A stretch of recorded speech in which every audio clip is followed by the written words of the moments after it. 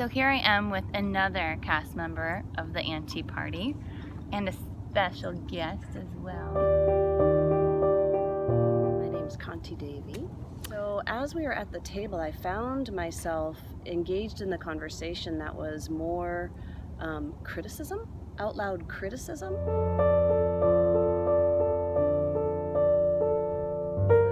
The realization, like, it's kind of shook me to my core in the last couple of days, actually, of how social media is that same aspect, and what it can do also is hold ourselves accountable to the greater collective when we're being called out or called in, and how that was a valuable experience to kind of be in with a heart tribe that I normally feel so clear with and so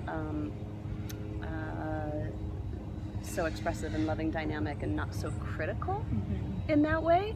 So that was probably the big piece of being in character that surprised me.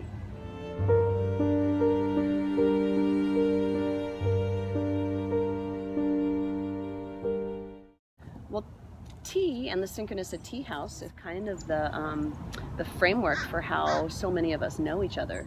Is this hub of collection where our purpose is service, but it's more of creating safe and sacred and profane space for individuals to feel what's coming up for them, their edges, their art, their deep presence, their vulnerability, their weird and whack. Because I know this community so well, it's easy for us to step into that kind of play dynamic. I think there was breakables and an unsteadiness on the table as I climbed on it that I was like, oh, right, pay attention.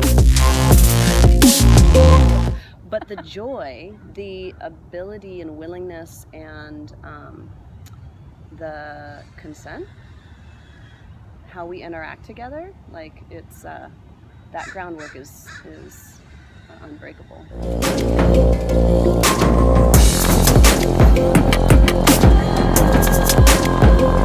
I'm on a continuous path of discovery, enlivened by is transformation, and that's individual and collective. And so the key pieces with that make the most sense for me in my life is both with shame, that's internal, and external or societal pressure or family, and then also with forgiveness. We hold on to a thought, word, action, or deed, either through self or other, and want it to be a different way, which is what forgiveness can do. Allows energy to flow freely again, allows for the divine to be in charge again, rather than our clutching onto retribution or revenge. So forgiveness is a big piece that I have found, and I continue to share with the community and feel really large shifts. And so I'm into shifts happen. Shifts happening. I have launched on a 2-year journey with both politics and sacred activism, being at Standing Rock and so on. And it's kind of catapulted me into a greater sense of self and knowing. And as we're in this active and dynamic dismantling of white supremacy culture, as I keep looking into the ways that I have agreed to work towards white passing, and yet my identity as a Hawaiian, Filipino, Chinese, Scandinavian, there's a complexity there that I'm just beginning to tease apart. The feelings into that, and how that's helping or giving me a clearer vision of what the depth of my root is, and at the same time where that gives me anchor for the work and the ways that I want to show up right now. I think one of the biggest pieces in how I identify in the realm of being on a spiritual path, being with others who identify with spirit, spirituality, the mystery within, and so on. And yet the work that we're doing right now on this planet has no space, no time, no sponge for spiritual bypassing, which is just launching into the enlightened state, launching into it could all be perfect, it could all be this aspect of enlightenment, if we're not holding the shadow piece in a way that it can be fully integrated. And that's one of the pieces with Ho'oponopono that's a really powerful aspect. You can't skip by that. You can't just go running off and say, oh, forgiveness is here, I've brought that in, it's all good. So helping me understand the root of who I am and where I come from, and at the same time, what ways have I bypassed? What ways have I said, oh no, I'm just gonna move on past that. Oh, I'm white passing, it's good enough. Curly hair, dark skin doesn't matter. Doesn't do whatever I want. There's a deep sadness and realization that those that are in a state of privilege and grace have no concept of those that have been struggling and been in a state of oppression. So those of us who are feeling like we're really in the dismantling, I think of this as dismantling as like one by one taking the screws out of the foundation. Just one by one, carefully and with consent. I'm just gonna take this one out too. Okay, and it's like a Jenga game. Yeah. And we're doing it, a little bit at a time. We're doing it with one-on-one conversations. We're doing it by joining in conversations. We're doing it by listening deeply, social media, posting and reposting, creating more awareness, and so on. And at some point, there's going to be one screw that comes out, and the game's up. That's, in my heart of hearts, that's what I want to believe in. And it may be in our lifetime, it may not. But until then, I know I'm going to keep working with my screwdriver and take it out, screw at a time. Dismantling the structure of white supremacy and the system of oppression that we've built so much on. Yeah.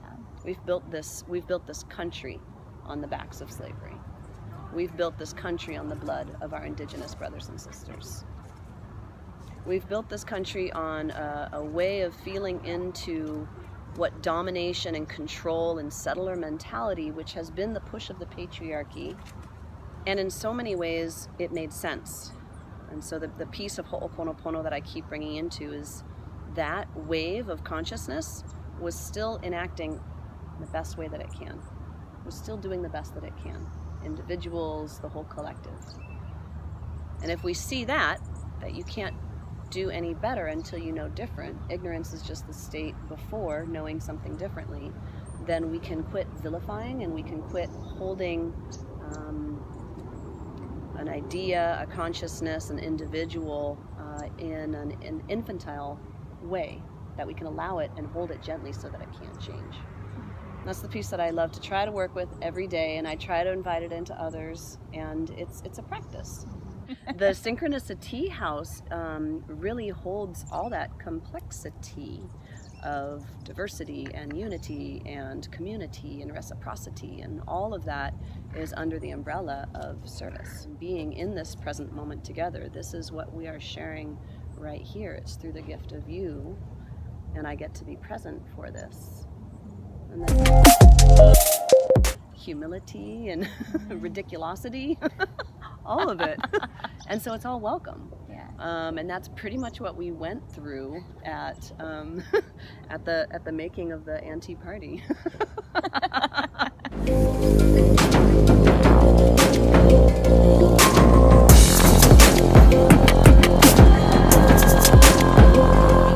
Down to the rain showing up at the last minute. I know. I mean, that was... You can't even see it on film, but it was just pouring. Yeah. You can see a few drops, I think, on Maketa's face. Yeah. Oh, it's...